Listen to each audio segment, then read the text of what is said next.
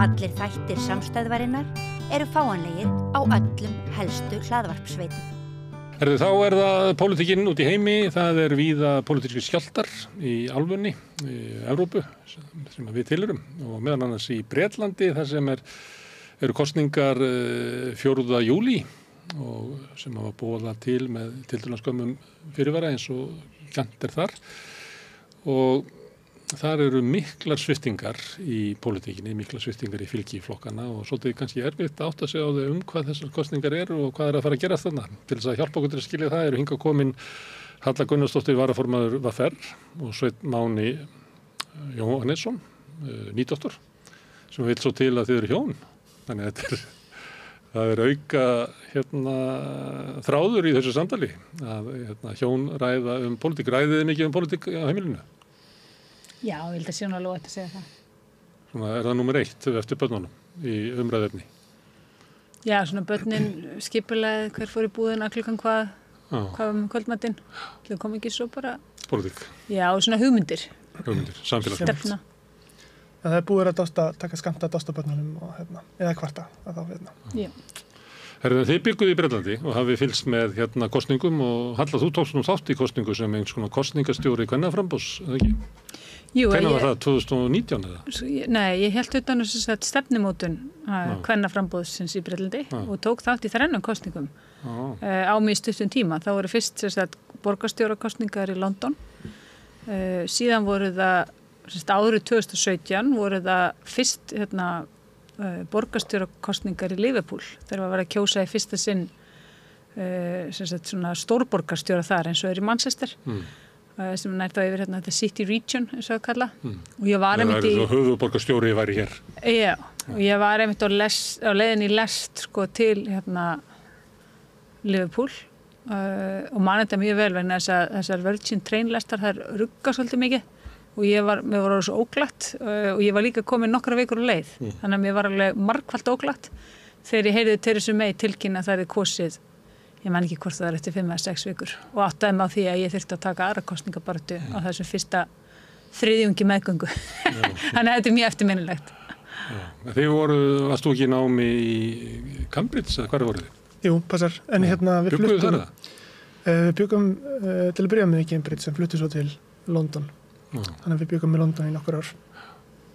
Ok, þessar kosningar núna, þær eru merkilegar margt, en það samt svona, ég var ekki að fylgjast með þessu umræðum sem hefur verið. Það náttúrulega þessi stað að íhaldsflokkurinn hefur verið á einhverjum sjálfsmorðsleiðangri, verið bara að leysast upp og gaman að fylgjast með því hvernig menn orðaða stöðu íhaldsflokksins.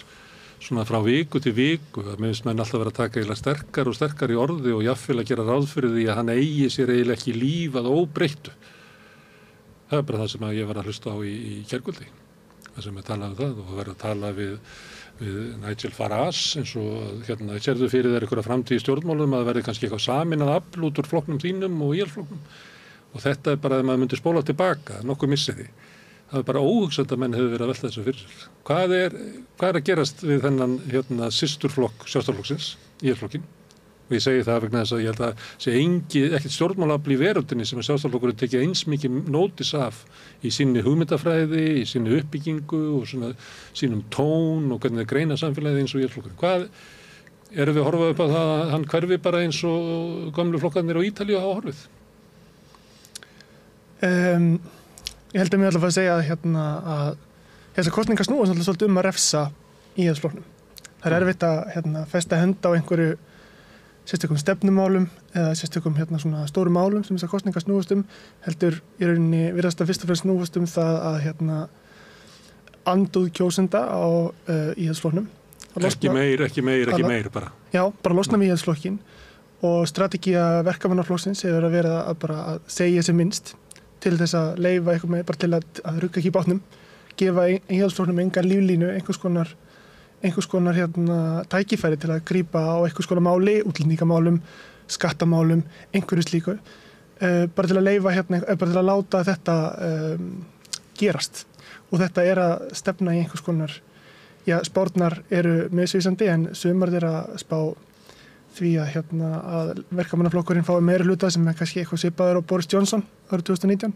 En svo eru aðrar spár sem til dæmis kom nýlega út bara í vikunni spá sem að spá því að næstu öll ríkisstjórn Rishi Sunak missi sætið sín, það að þingmanninn Sunak sjálfur muni missi sætið sitt og íhaldsflokkurinn muni setja upp með 50 þingsæti. 50? Og hann til samanburðar það var núna með svona 360 og undir 2019 þá fekk Labour held ég 150 eða 200 eitthvað þannig. En hann fengi 50 og það var talið mikill ósigur fyrir verkamannaflokkinn. En kannanirnar sem komið núna á mun örugglega ekki enda alveg svo illa en er að spá því að hann sé nánast að þurrkast út.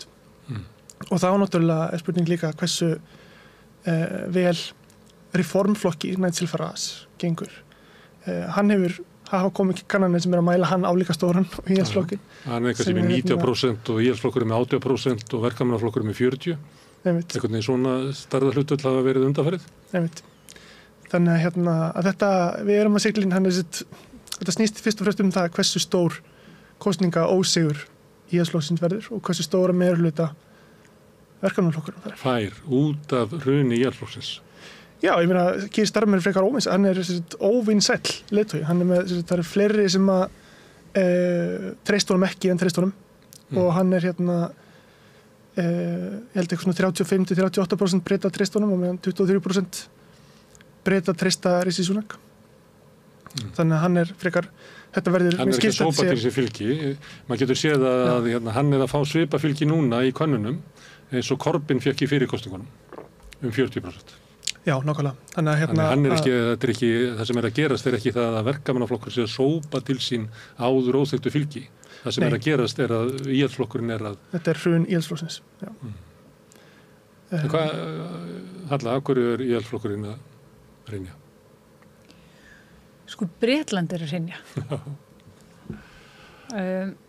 Og ég, núna síðasta haust, þá kom einmitt fréttir af því að það þurfti að fresta skólahaldi í skólum í Bretlandi, náttúrulega ekki öllum, en nokkrum stöðum.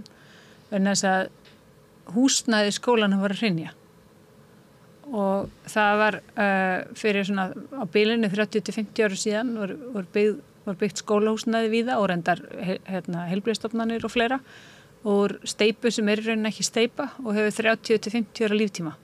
Svo lengi búið að segja nú er líftími steypunar að verða búinn en það hefur ekki fengist fjármagnið að geta til þess að lagana. Og ég held að verið kennt sem var hreinlega hrundi þak og það var bara mildi, það voru ekki einhver börn inni. Þannig að börn voru send heim og þá sagði menntamálaráðuneytið eða fjármálaráðuneytið segir menntamálaráðuneytið hafið einhver áhyggjur við sjáum að menntamálaráðuneytið segir við skólana hafið ekki neinir áhyggjur við munum sjá að greiða fyrir endurbæturnar og skólarnir segja já, hjúk og þó þannig að væri en hvað með börnin núna hvað með skólastofunar sem við þurfum að leigja og að þá segja menntamálaráðuneytið að þið verða að taka þá eigin rekstri og fjármálaráðuneytið segir menntamálaráðuneytið að þið geta alveg laga þessa skóla en þið verða að taka það annars staðar af rekstrafé og þetta fannst mér alveg brjálæðislega lýsandi fyrir svona Bretland niðurskurðarins sem er búið að keyra svo tryllingslega harkalega frá því í hruninu og er auðvitað miklu eldri og lengri hugmyndafræði en gekk hann svakalega endun í lífdaga eftir fjármálahrunið.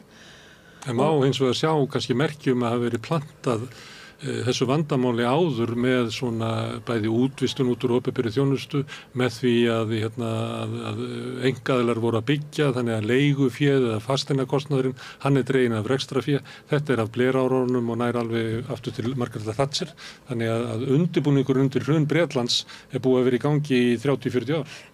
Já, heldur betur. Sveit getur nú kannski betur sagt það, ég vil ennþá lengur en það er líka þú þarft að ná inn í hausinn á fólki og inn í hausinn á öllum stjórnmálamönnum að allir peningar sem fari í eitthvað í þágu almennings séu eyðsla og að það verði að sporna gegn því með öllum ráðum og heilbrigðismál er kostnaðarliður til að lækka. Menntamál kostnaðarliður til að lækka. Og alltaf þetta lækka, vegna þess að svo gríðarlega sóun hann inni og opinbert starfsfólk er svo illa með fé, það er alltaf hægt að spara. Ekki telja með trúum það sem við ekki hægt að spara meira. Akkurat. Og svo náttúrulega sparar líka með þessari sparar innan gæslappa sem að þú nefndir áðan að þú selur eignir og leigir þær tilbaka fyrir meiri pening en að því að það heitir leiga en ekki sem sagt, eign sem þú skuldar í að þá ertu svo rosalega mikið að spara. Þannig að og þetta, sko, þessa sér merkis í öllum til dæmis manifestóum stjórnmálaflokka og þetta var algjörlega svona nýlunda fyrir mig þegar ég fekk að verkefni að skrifa manifestó fyrir breska kvennalistan var að sko við máttum ekki láta okkur dreyma neitt betra í samfélaginu án þess að setja verðmiða á það og við áttum helst að setja verðmiða fyrst og síðan sko gæti maður kannski hugsa að það væri æðislegt að það væri fungerandi leikskólar og þetta sérðu náttúrulega í manifestói verkamannaflokksins og öllum manifestóum en er líka bara það er líka bara búið að aga alla stjórnmálin, hugveiturnar inn í þennan þangagang.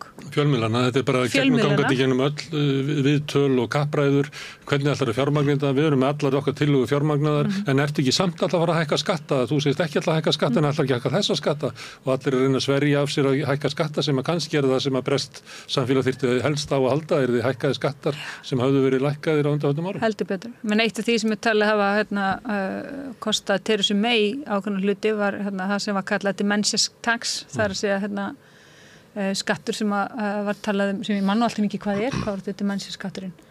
Ég maður ekki. Nei, og síðan var það Ed Miliband og það var sko mansjónskatturinn, þar sem hann ætlaði að setja eitthvað skatt á einhverja risa eignir sko og almenningur reis upp eins og það bara væri skattur á sko hann sjálfan sko, þú veist það er bara á okkur öll.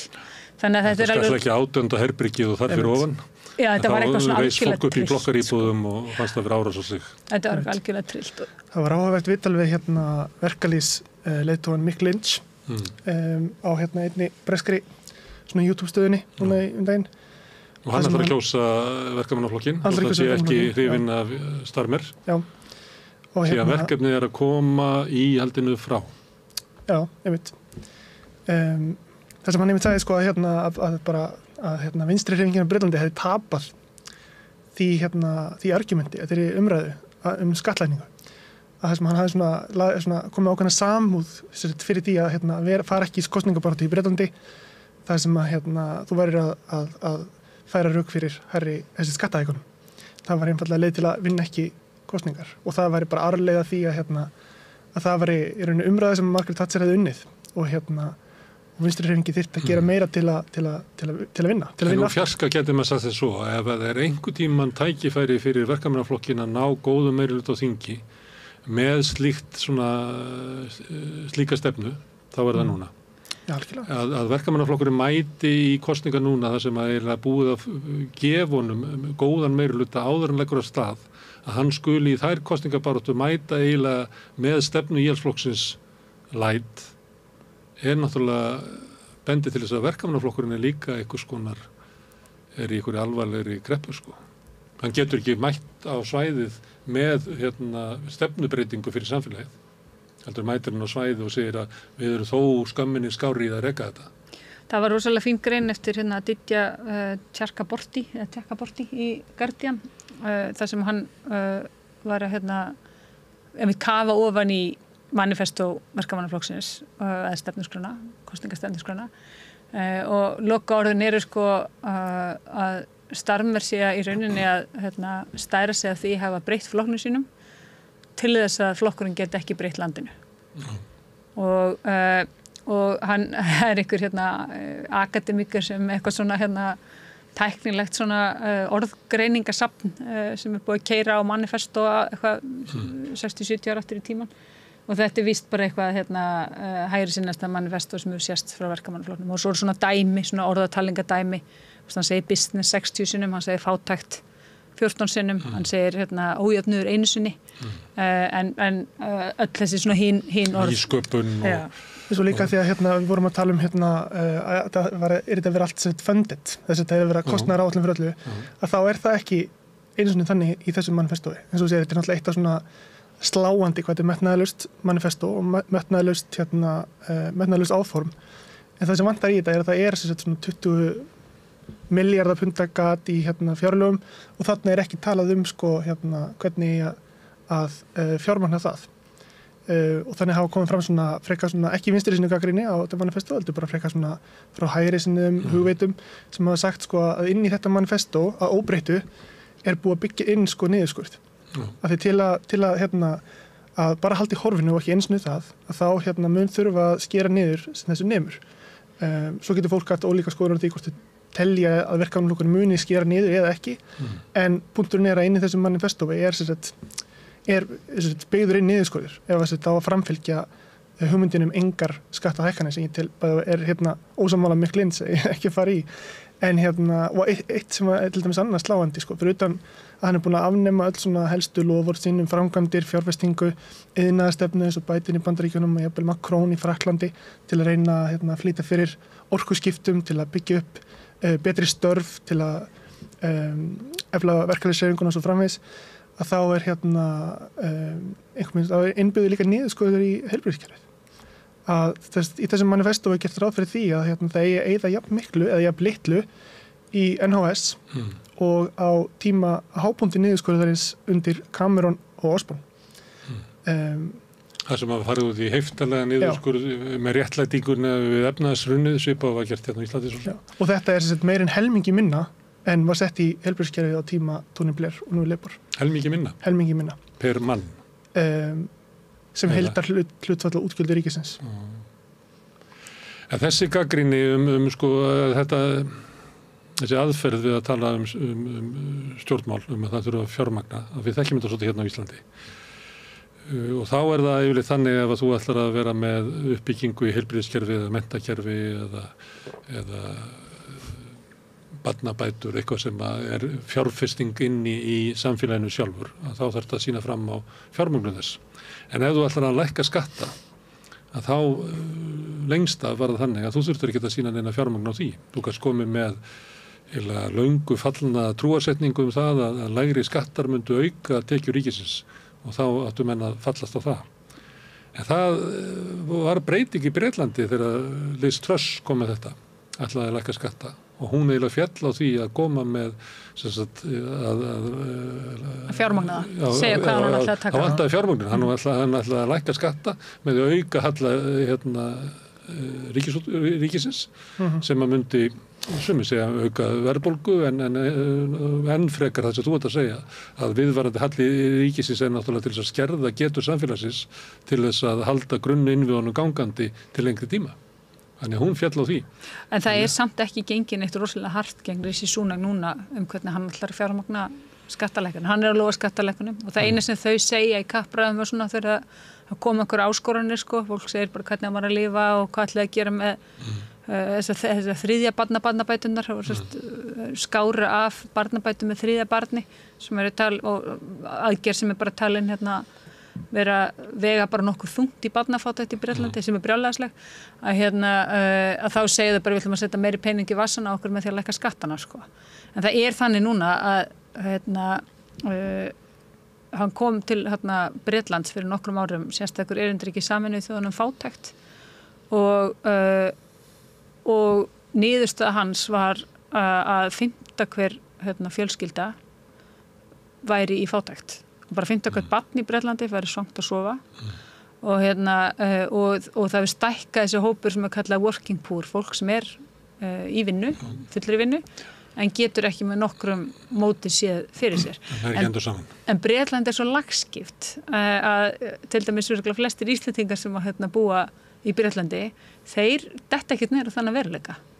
Hann bara annars staðar. Þetta bara stéttskipt og líka rosalega lagskipt þjóðfélag. Þannig að þú getur bara að lifa þínu lífi í Bretlandi fram og tilbaka án þess að verða á nokkurn hátt var við þetta. Til að bæta eins og þetta, þá kom út ný rannsókn ný greining nýlega frá svona barnamannúðar samtökum í Bretlandi.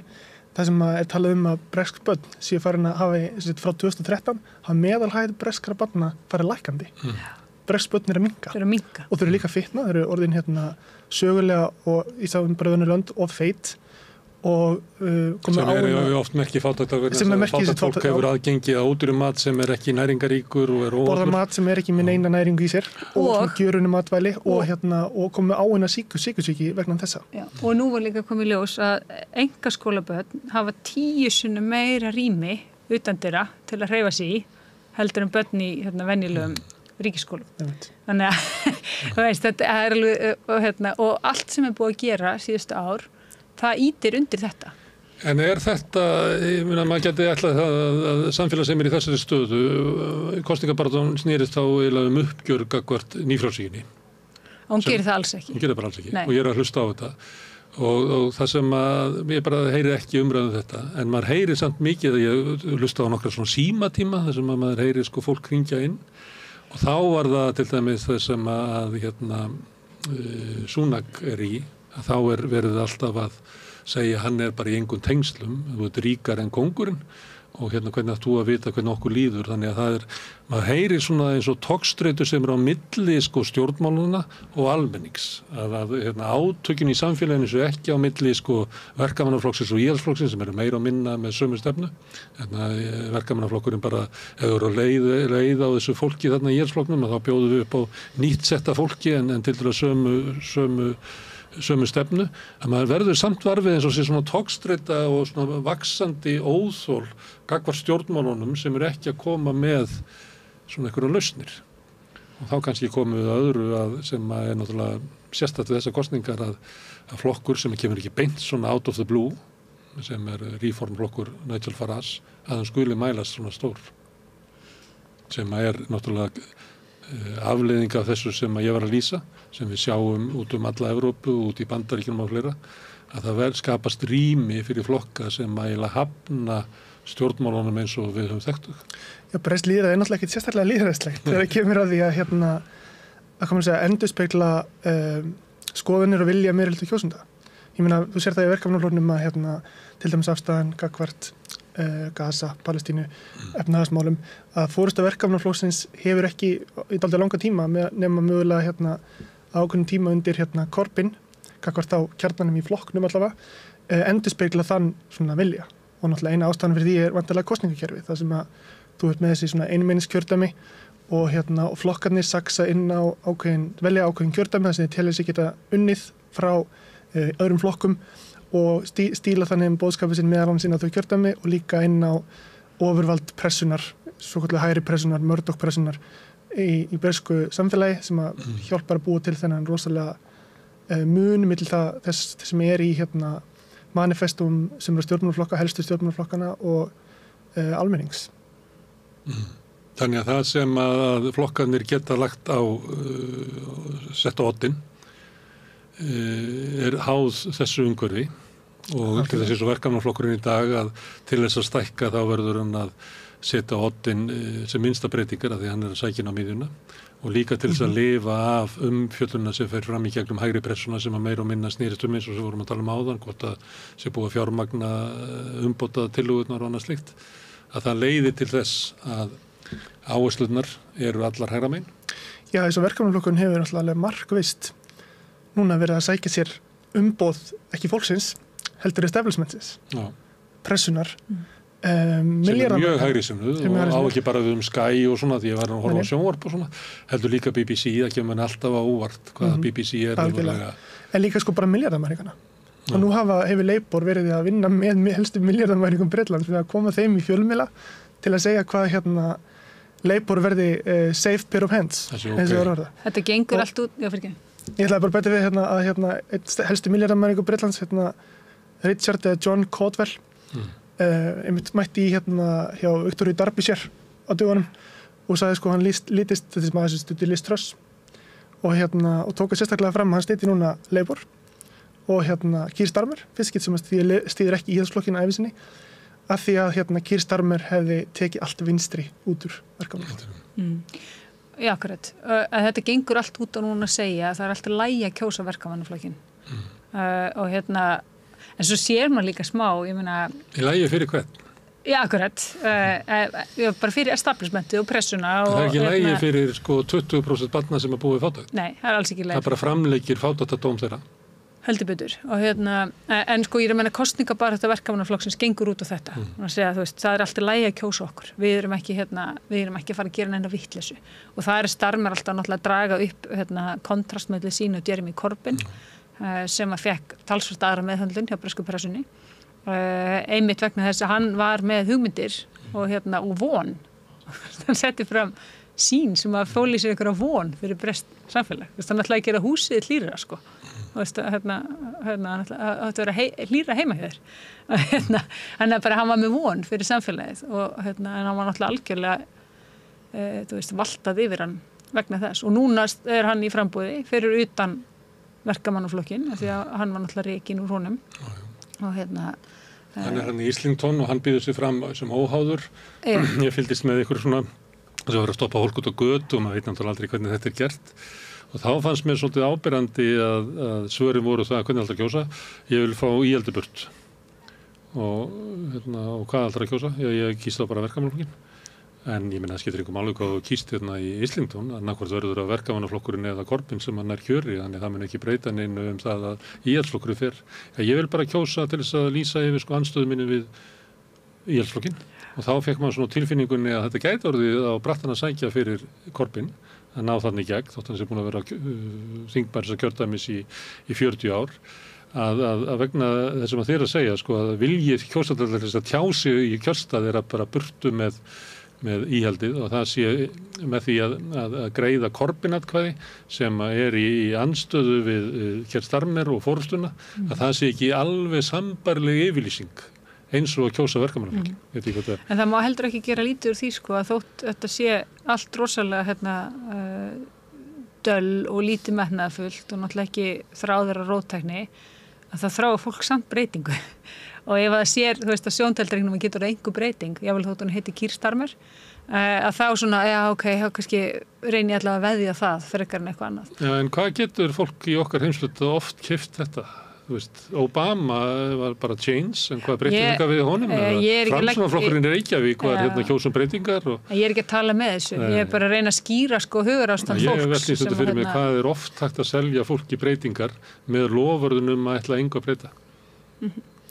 Já, náttúrulega eins og svona vinstri menn í Breitlandi hafa tekið upp svona 2 strategíur til að díla við þessar kosningar sem að stefna náttúrulega í sko sögulegan sigur verkamannaflokksins og gríðarlega meirihluta og einn þeirra hefur verið að kljúfa sig frá verkamannaflokknum, bjóða fram sem óháður kandidat eða styðja græna frambjóðendur í kjördæmum þar sem að allavega í kjördæmum þar sem íhaldsflokkurinn á ekki séns. Það sem að hættan ekki að splitta eða skipta atkvæðunum að frambjóðendur íhaldsflokksins komast í gegn með því að taka atkvæði frá verkamannaflokknum, kjósa þar græna eða óháða.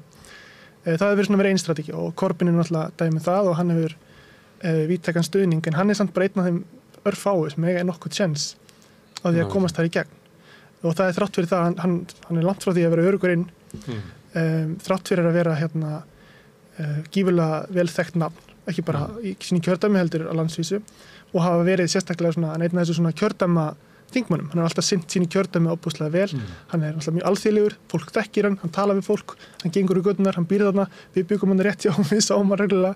En samt sko bara það, bæði það að Labour náttúrulega í þessu kjördæmi með mann sem ætlar að berjast fyrir einkavæðingu heilbrigðiskerfisins. Berjast fyrir? Já, fyrir sko. Og en mætir náttúrulega til fólk, með sína vél og sína her og mætir til fólks og segir sko, ef þú kýst Corbyn, þá hleypur í íhaldsflokknum inn, sem náttúrulega ekki rétt, en það náttúrulega svona politík.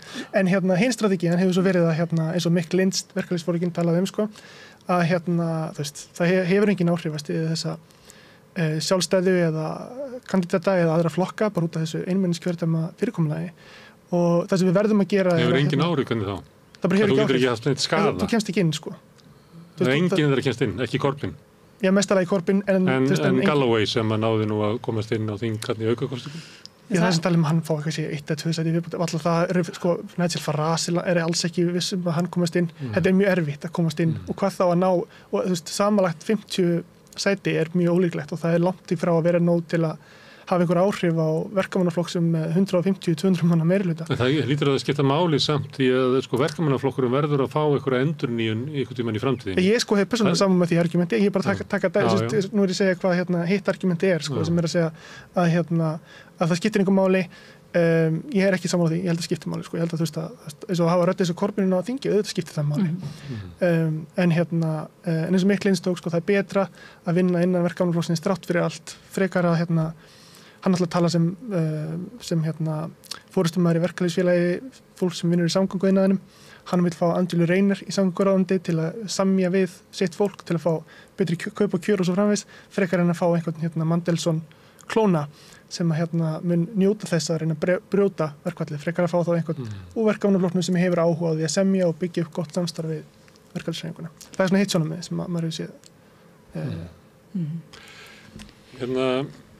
Það var eitt hlustað á Nigel Farage í gær og það sem að mér varst athyglisverðast við hann náttúrulega, þetta skyndi frambóð sem boðið, þannig að þeir eru með frambjóðendur út allar koppagrundir sem að hann bara í fullri vinnu að sverja af sér, það kemur í ljós að þetta eru svolítið skrýtnir fírar og hann segir bara ég hef aldrei eftir að mann nefndan og bara með þá línu að bara afnita öllum. Ég ætla ekki að eyða kosningunum í þegar að fara að tala það sem þú settir á Facebook fyrir 3 árum, það er bara augljóst og ég var alveg sannfærður að vera að ljúga stundum hann hafði aldrei heyrt nefndan, þetta var bara taktík sem hann var með. Það sem að mér fannst athyglisverðast það sem hann sagði að hann í Bretlandi þurfum við endurnýjun miðhægrisins. Mér finnst athyglisverðast að Nigel Farage skilgreinir sig þar sem miðhægri. Hann náttúrulega skilgreinir sig alls ekki þar En ég held að hann sagt miðhægri svona líklega 8 sinnum í einu stuttu viti. Já, en það að því að hann búinn að ákveða að herja á íhaldsflokkinn og hann vill ná íhaldsflokknum niður. Hann er ekki í sig, þegar hann var með UKIP, þá var hann svolítið að sækja báðar lendur. Þú veist, hinn óanægðu sem hafa kosið verkamannaflokkinn og sérstaklega svo Norður-Englandi og sem svæði sem hafa algjörlega verið skilin eftir. Sem að Boris Johnson að sömuleyti náði til sín. Akkurat, og hins vegar hægri flokkinn, hægra megin. En núna hann, þú veist, úti til þess að reyna að ná íhaldsflokknum. Og það örugglega þess vegna sem að hann segir þetta og notar þetta orðfæri. En hann náttúrulega einn áhrifamikil stjórnmálamönnum Bretlands. Hann bara og fíllinn í þessu herbergi þetta var stórkostlegur afreksmaður að ná í skoðanakönnunum stuttu eftir að tilkynna framboð 90% fylgi, það sem að raunverulega kerfið vinnur gegn öllum nýjum frambóðum, þú þekkir það og það engum boðið að borðinu, en hann allt í einu mætir og mænist með meira fylgi heldur en hann getur fengið 90% fylgi á hans og fótt einasta sæti en fíllinn í herberginu meðan hann sá að Farage náttúrulega líka vonast til þess að verða formaður íhaldsflokksins þetta kosning. Það var það sem ég var að segja, að sem hann lítur á þetta sem einhvern rót og að fókusin sé á það hver verður forsætisráðherra efni hægrisins í næstu kosningu 2029 eða ekki. Og þá sér hann fyrir sig, það gæti orðið þannig að íhaldsflokkur bara hverfi eins og kristilíu demokratar á Ítalíu eða eitthvað. Það gæti orðið að yrði eitthvað svona samrunni með því og við höfum séð svona menn sem að koma svona úr þessari átt eins og hvernig Trump hefur breytt republikanaflokknum yfir í sinn flokk, hvernig Bolsonaro sem að kom bara var einhver svona hálfgerður trúður á þingi í einhverju smáflokk, tókst raunverulega verða forystu maður hægrisins í Brasilíu og líklega erum við að sjá það sama gerast í Argentínu núna. Þannig við höfum séð þetta, gerast aftur og aftur. Við sáum þetta í tilraunum gólistana eða forystu gólistana að gera samning við Le Pen í Frakklandi.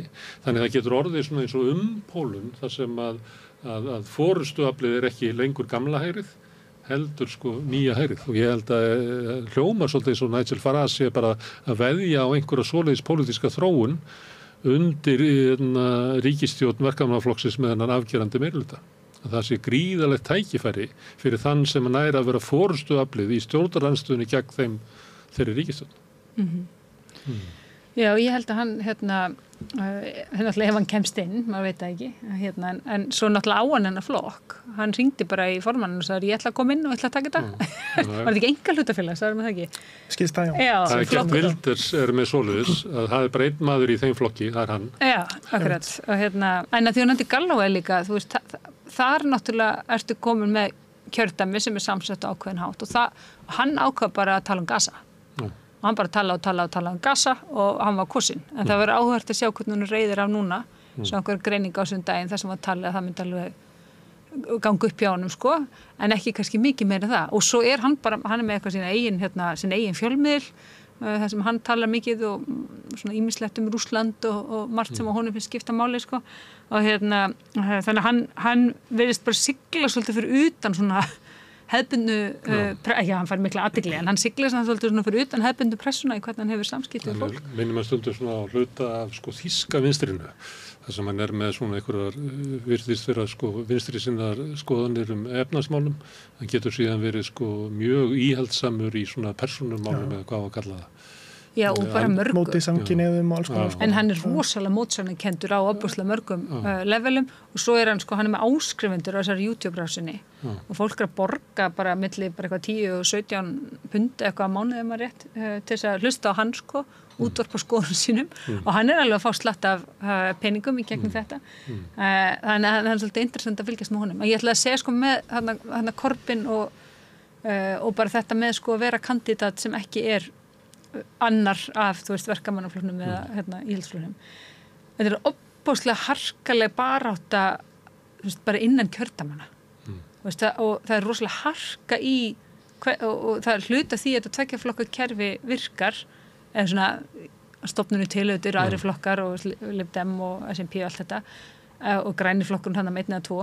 En það vegna þess að það bara Bretar taka stjórnmálaflokkarnir mainstreamið tekur bara rosalega hart á öllu sem ekki þau og það bara einmitt að logið upp á fólk og það málað upp sem eitthvað sagt finnast eitthvað annað en þið finnst og bara mjög svona harkaleg kosningabarátta sem að ég bara tala þeirri reynslu að tefla fram bara einhverju svona kandidötum sem voru ekki droslega sjóaðar í pólitík en margar skrýmsladeildirnar. Já, opaslega margar og úr öllum áttum, sko og svona getur hlaupið mjög mikil harka í þetta. Já, og við sjáum það örlítinn þegar var þessu í forstakostningunum að þegar það svona persónukostningar þá getur orðið svona með öðru lagi heldur en kostningar sem að í orði kveðnu eiga snúast hugmyndir. En svo alltaf líka það einn flokkur sem hefur áhuga því að segja eitthvað og það græniflokkurinn. En hann alltaf fær bara ekki plattform hjá fjölmiðlum.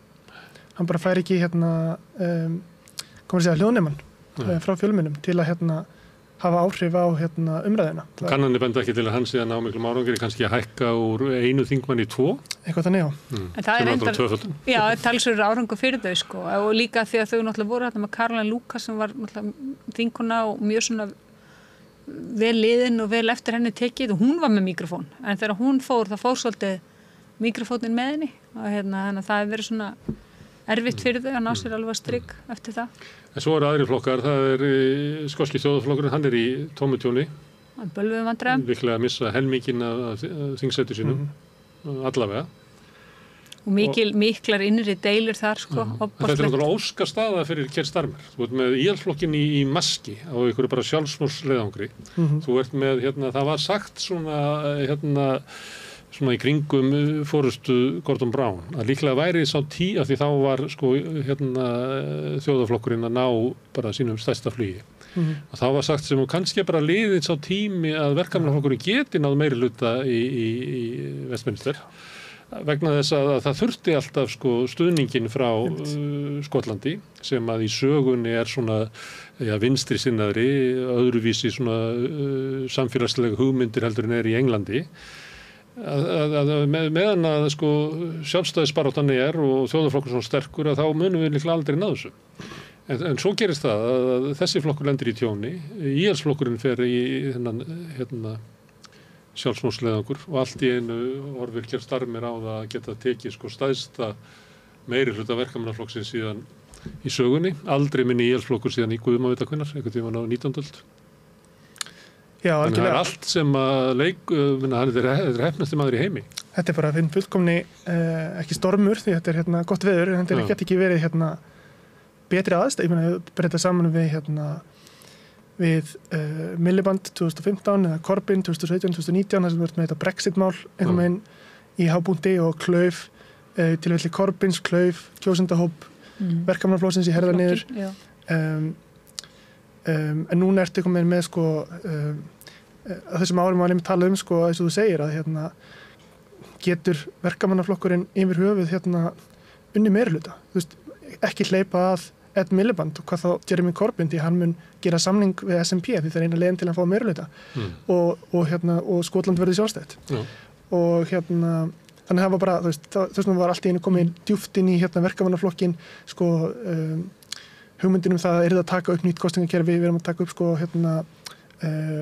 proportional representation, eins og við erum hér. Hlutfallskosningu, til þess að verkamannaflokkurinn geti mynda starfhæfa stjórnir í framtíðinni. En svo bara, og þetta bara eitthvað sem allir voru bara að ganga út frá, sem mjög margir voru bara að ganga út frá, sem bara einhverju nýjum veruleika sem það að laga sig að.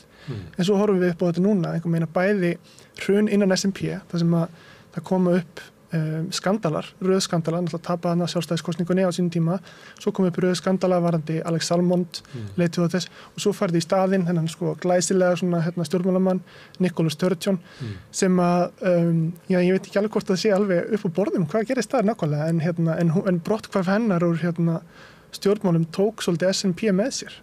Sem sko... Hún hætti skyndilega og síðan kom í ljós miklir skandalar þar sem að eiginmaður hennar hafði raunverulega vaðið þarna uppi og farið með öll fjármálflokksins. Og allt í henni Skotland ekki lengur einsflokksríki, sko. Og það er bara inn í, og verkamannaflokkurinn getur treyst á, töluvert mikið þingsættum. Og þau hafa líka... 40-50 þingsættum. Já, þau hafa líka verið að reka fólk og svona. Þetta er svolítið svona bresk pólitík. Þegar eitt af þeim verkefnum sem ég vann þarna fyrir breska kvennalistan var í samvinnu við aðra að skrifa lög flokksins, ég las lög allra breskra stjórnmálaflokka og þá einmitt þarna sérstaklega vinstri megin, þetta gengur rosalega mikið út á við hvað tilefni með rekaði úr flokknum og verkamannaflokkurinn er alltaf búin að beita þessu grimt, sko. Og eiginlega engi meira heldur Keir Starmer þetta verið? Nei, hann hefur nýtt sér þetta fyrir allan myndi bols og höfuð á vinstri armi flokksins, þótt ekki sósíalistar hafa bara verið hognin yfir. Já, það er bara, sko, ef þú lækar eitthvað tvít einhver staðar og þá þýðir það algjör stuðningur við allt sem að manneskjan sagði og þá er það bara langir prósessar gegn þér, sko, rannsóknarréttur og sita námskeiðum hitt á þetta og eitthvað svona alveg óbúslega brútalt, sko, og SNP hefur eitthvað aðeins verið að dúlla sér í þessu líka og að losa sig við einhverja svona. En það er hins vegar, og það er náttúrulega augljóst að þau munu láta verulega á sjá, svo eru reyndar að fara líka í gang kosninga núna í Skotlandi sýnst mér og það er greinilega rosalega hiti innan flokksins hvort að SNP sé nógu mikið að berjast fyrir þjóðaratkvæðagreiðslu annari. Það er eitt af því sem ég heyrði þegar ég var að hlusta á að það var augljóslega svona meiri áherslu á það hjá þeim heldur en að maður hefði heyrt að það ætti að sjálfstæðisbaráttan og það að fá sjálfstæði væri bara hluti af réttlætis og félagsbaráttu Skota. Það var meðast að vera svona herskári tónn heldur en að ég hefði heyrt svona kannski undanfarið misseri. Svo er greinlegt að þeir ætla líka að reyna að hjóla í Starmer frá vinstri í Skotlandi með því að gagnrýna hallamyndist á velferðarpólisíuna sem var sett á undir Cameron og Osborne ef maður rétt skerða barnabætur og skattafslætti til fólk sem á fleiri en 2 börn. Þeir hafa verið að hjóla mjög mikið í það. Að samfélag sem hefur ekki efni á því að lyfta 200.000 börnum úr fátækt með einu pennastriki en hefur samt efni á því að leyfa bankabónusa sem eru tilkomnir út af peningafrendu Seðlabankans sem streymir einhvern veginn inn í fjármálakerfið og úr því verða bankabónusar fyrir hefur ekki efnaði takmarka það en heldur ekki til að lyfta börnum fátækt. Það er ekki verkamannaflokkur, það er ekki eitthvað sem við viljum í Skotlandi.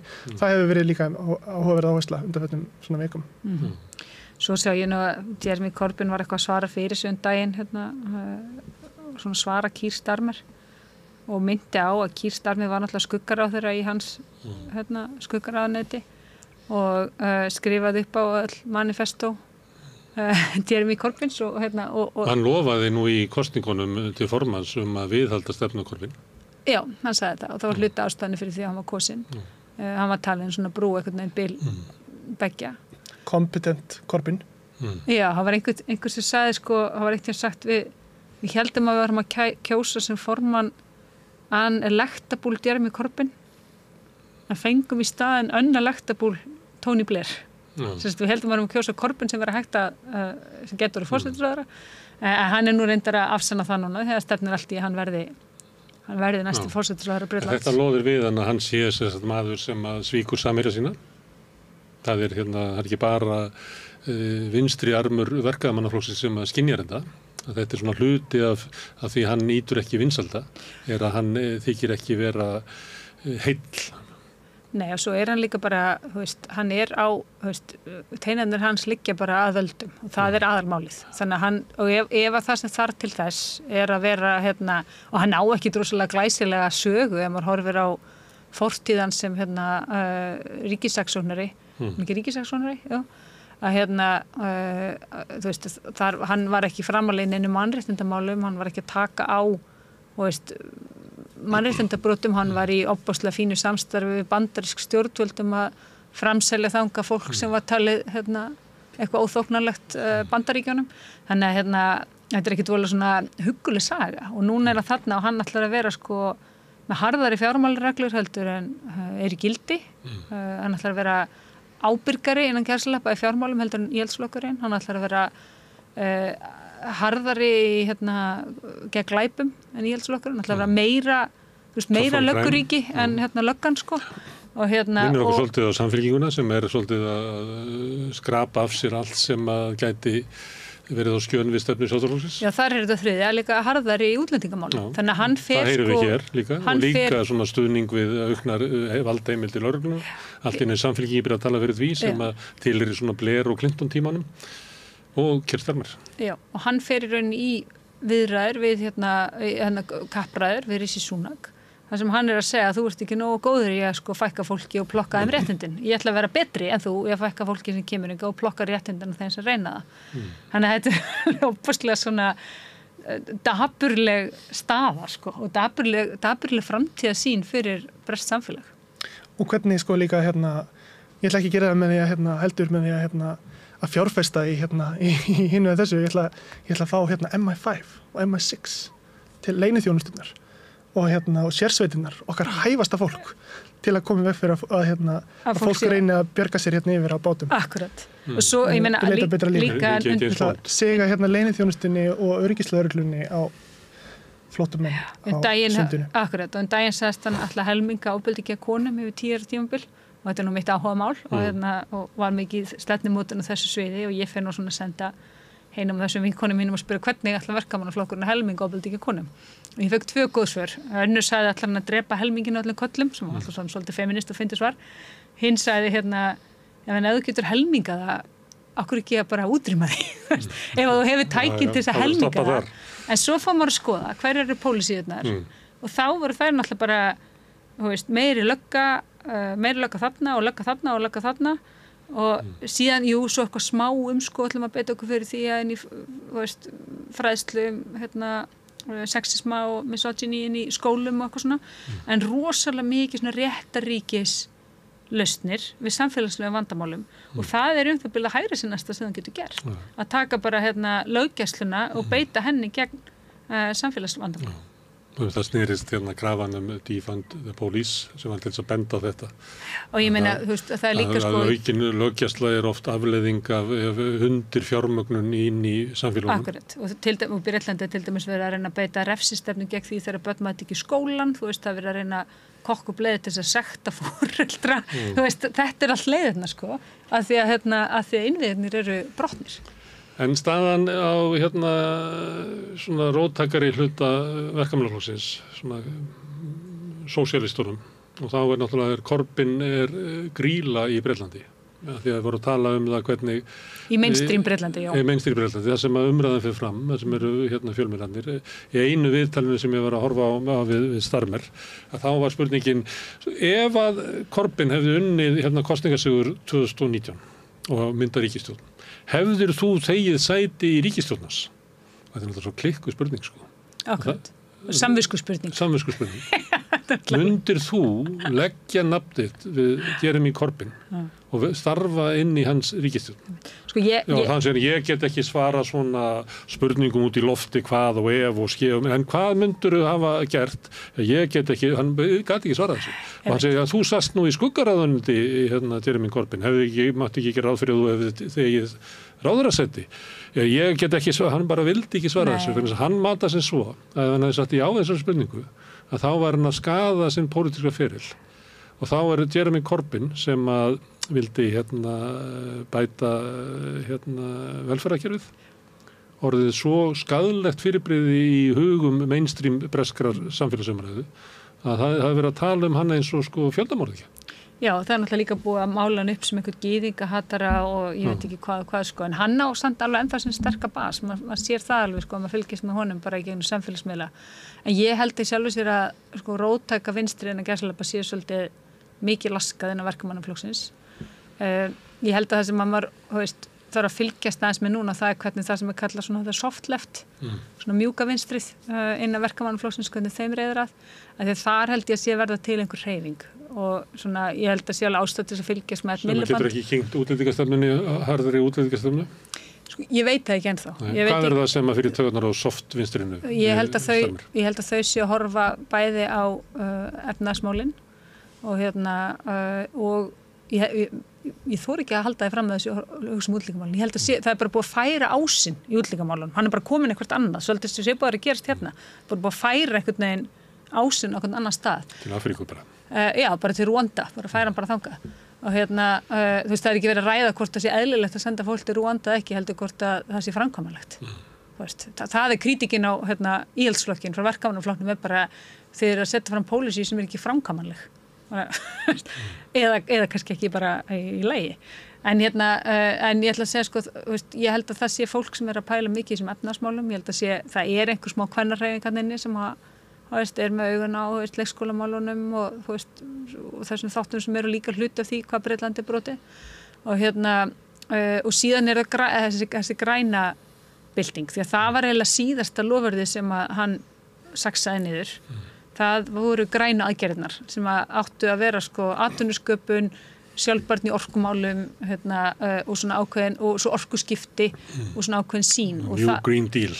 Þar var, já, kölluðu ekki það, kölluðu eitthvað annað, ég man ekki alveg hvað, en þar lofuðu þau sko 28 milljörðum punda og voru með, og þetta var eitt af því sem sko hékk í gegnum sko allar fjármálareglurnar sem þau voru að setja á sig sjálf. Þangað til bara frekar nýlega þá var þetta saksa svolítið duglega niður og stendur held ég núna í 8 milljörðum en þetta málaflokkur sem 1 milliband á að leiða og þeir eru með alls konar áform og lofurðum hvað þetta muni skapa mörg störf vísvegar Bretland en svona virðist hins vegar svolítið loftkennt líka á að þetta kallað Great British Energy og ætla sér að verða sjálfbær í orkumálum og þetta pólisía sem mér skilst að virðist alveg ná eyrum kjósenda á dyra á tröppunum þar sem að kosningaborti Bretlandi fer fram. Flokkarnir gangi í hús bara sem að og þar virðist fólk að taka ágætlega í þetta en mér heyrist líka að það var gott að hafa sko flokkslistan til þess að gangi í hús sem að Corbyn hefur til þess ekki lengur. Það var listan á fólki, það sem að gera ennþá verra fyrir þá sem að koma utan að missir öll gögnin. Hann ekki með búa Anna og Sophie og þær hafa alltaf gósið verkamannaflokkinn og dóttir þeirra var með veiki fyrir sko og þannig að hann vantar allar þessar upplýsingar.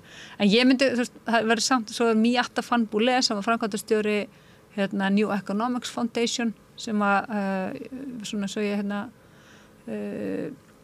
maður hugsa svo mikið ensku, ég alveg vandræði með þýða með stundum þegar maður að tala bresk stjórnmál svo ég gerir grein fyrir hagsmunum mínum og ég sitt í stjórn þeirrar hugveitu en það svona hugveita sem svolítið duglega til vinstri í Bretlandi, hún núna á leiðin á þing fyrir verkamannaflokkinn og einhver staðar aðeins yngri en ég, þannig að ég ímynda mér í kringum hana muni verða til einhver hreyfing að fólki sem að sko og ætlar þá að hugsa aðeins út fyrir næsta ár sko og aðeins Þetta breytt staða ef við förum aftur á Corbyn árin þegar við vorum með svona bylgjur af ungu fólki og momentum hreyfingun og fleira það sem að leit út fyrir að sko endurnýjun vinstrisins var mögulega eiga sér stað í Bretlandi.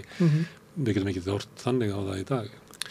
Nei, ég held að það sé ekki staðan sem við erum í dag. Þetta backlash, mjög mikið backlash fyrir alla vinstripólitík.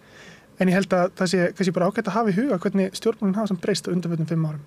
Fyrir 5 árum þá kom Boris Johnson til valda með ótrúlega meirihluta og það leit út fyrir að hann í forsætisráðherra næstu 10-15 árin. Sko. Og hann gæti raunverulega gert allt og það kom í ljós að íhaldsflokkurinn gat ekki gert neitt. Nákvæmlega. Og hann var togaðir sundur og saman í ólíkar áttir innan síns eigin flokks. Þannig að ég held að það engin leið að segja fyrir hvað getur gerst en ég held samt að það sé engin ástæð til að ætla að það sé ekki möguleikar fyrir vinstri stjórnmál til að hafa áhrif utan við verkamannaflokkin en líka að þrýsta á innan hans og þá náttúrulega þurfa líka að vera einhvers konar raddir innan flokksins sem er ekki búið að slátra. Já.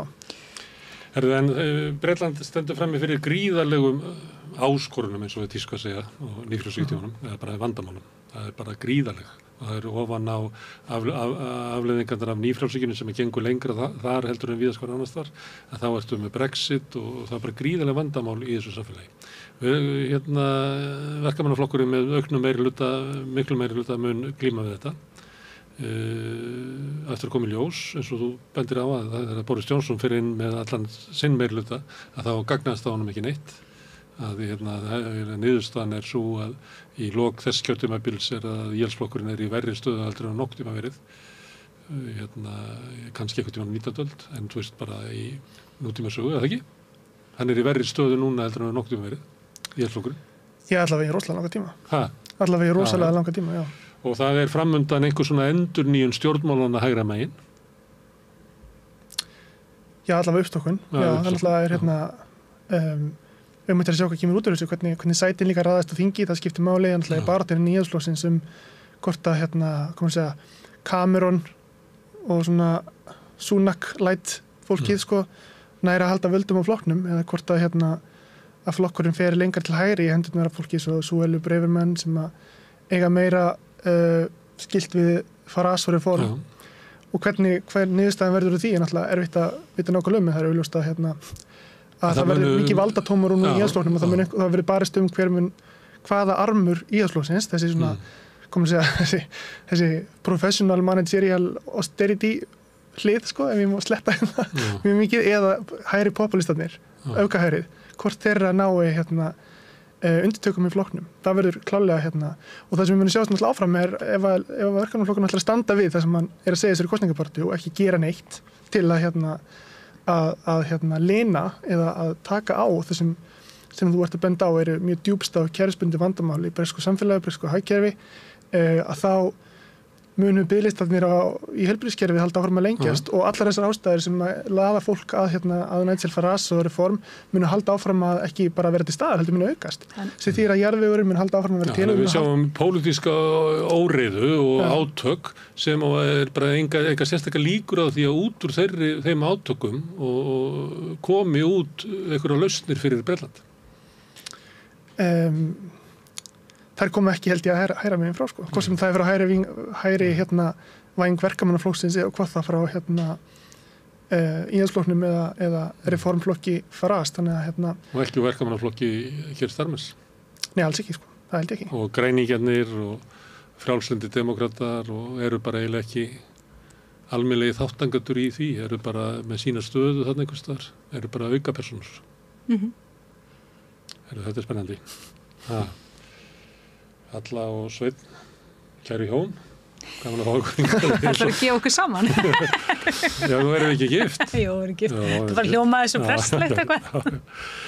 Takk fyrir að koma hingað og tala Brexit-stjórnmál sem er spennandi. Það er nú langt í kosningarnar, kannski ég fæ ykkur bara aftur þegar nærtregur, af því að það er náttúrulega einu vika í langu tími í pólitík og það hefur sannarlega sýnt sig í kosningunum í Bretlandi. Ég man eftir 2017 að við vorum að tala útreiðina sem Corbyn fékk þá, hvernig var talað hann í aðdragandanum og svo þegar stefnuskráin lag út og kom í ljós að almenningu var fylgjandi stefnuskrá Corbyn, hvað það breyttist gríðarlega hratt á skömmu tíma þar.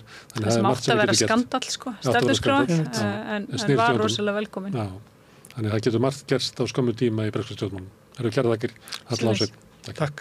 En ég sitt hérna áfram og reyni að skilja heiminn sem við lifum í. Næsti kafli eftir augnablik.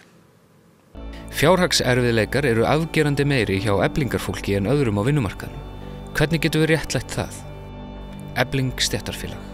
Barátta fyrir betra lífi.